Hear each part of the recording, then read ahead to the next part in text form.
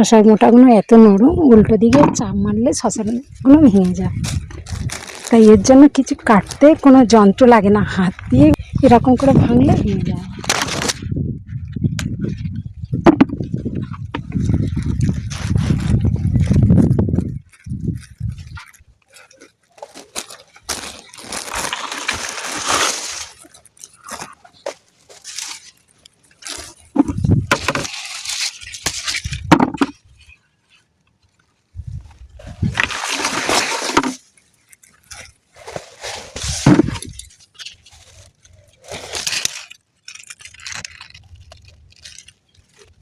এখানে অনেকগুলো রয়েছে।